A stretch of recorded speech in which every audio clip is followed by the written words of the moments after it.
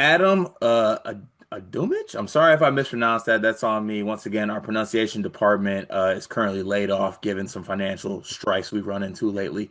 But the OTE product plays for OTE and had a really good season, right? Had a good summer as well with Wildcat Select on the Adidas circuit, a really fun team.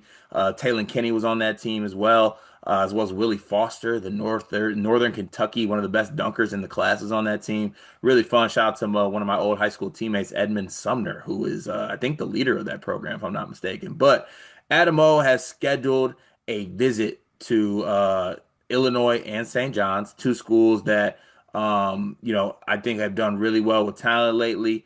But before I get into the schools and things as such as that, I would love to get your thoughts on Adam O'Reilly. Oh, sorry. You played with Edmond Sumner? Edmond Sumner was a freshman when I was a senior, and I kid you not, Edmond was like 5'4", 105 pounds as a freshman, and he was still nice, don't get me wrong. Then he came back the next year after I graduated, and he was 6'5", and his knees hurt every day, and he dunked on everybody. And then he went to Xavier, played in the NBA for a little bit too, like really good Dude, player. that Xavier team was nasty. They lost to Gonzaga in I believe, the Elite Eight. Yeah, Remember, as an 11 seed, I loved Edmond Sumner. I can't believe you played with him. Detroit yeah, he Country Day. he could Freaking, he could go, man. Detroit Country Day product. yeah. Anyway, sorry. Let me rein it back in. My mind is thrown for a loop that, like, those were such good times for both of our programs, the late 2010s when we were contending for Final Fours and national championships every year. Anyway, Adam Oumiddoch. Uh, where are we at on him? I mean, look, Is it? six shooting guard, PG, Twitter name Adam Shifty Goat too, by the way, if we were trying to figure out where we're at with that. He's taken official visits to LSU, Villanova, and Oregon so far, and he has an official visit set up to Illinois at the end of October and also St. John's at the end of October. Consensus top 35 kid in the class of 2026. To me, in terms of Illinois, maybe like Underwood's feeling himself a little bit where he's been able to get these 6'6" shooting types who lack some strength.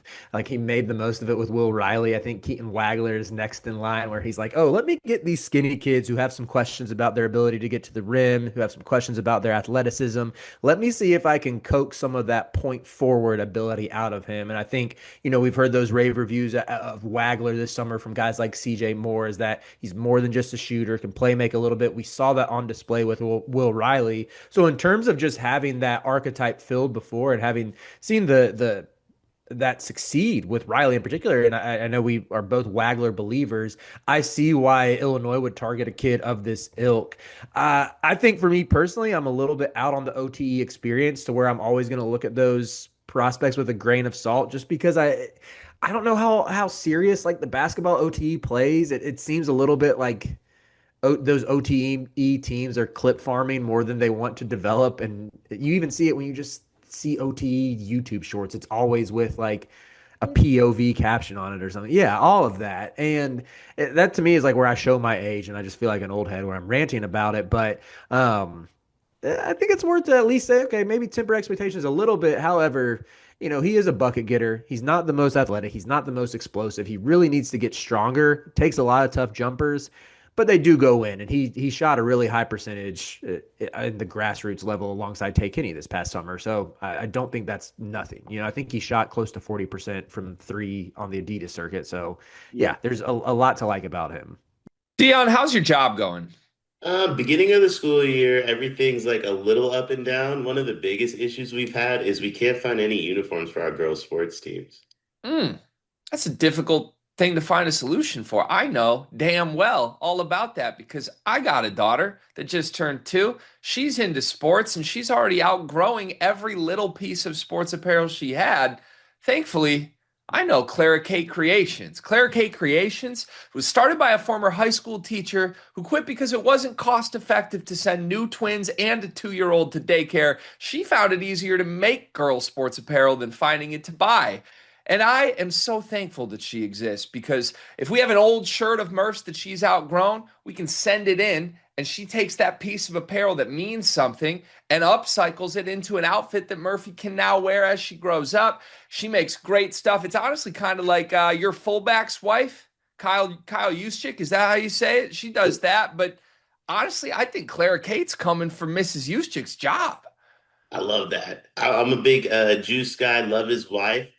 Love Claire Kate even more than both of them, though.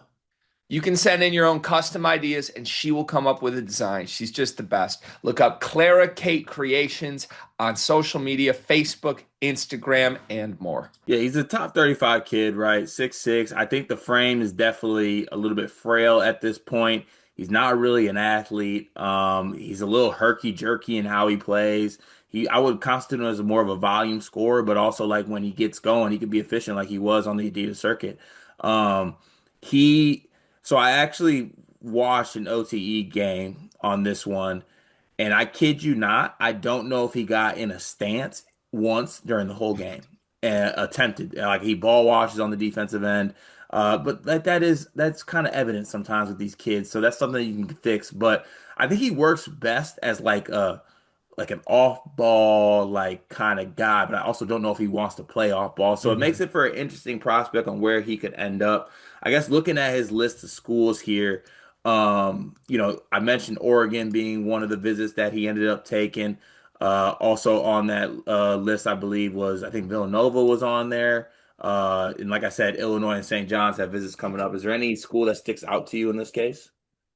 Yeah, I mean, Illinois, I'd come back to just because they have had success with this type of player before. You could look at St. John's with what they did with an RJ Lewis this past year in terms of another guard who didn't have elite measurables. I mean, good size, but not, I wouldn't say the most explosive athlete, and just sort of let him cook and take a bunch of tough shots. And he proved Patino and co right in the ability to have earned, that green light to where maybe Oumiddoch sees how he was used, and you could envision a way to a fit there. Although what you're saying about him not getting a defensive stance, that probably wouldn't go over well.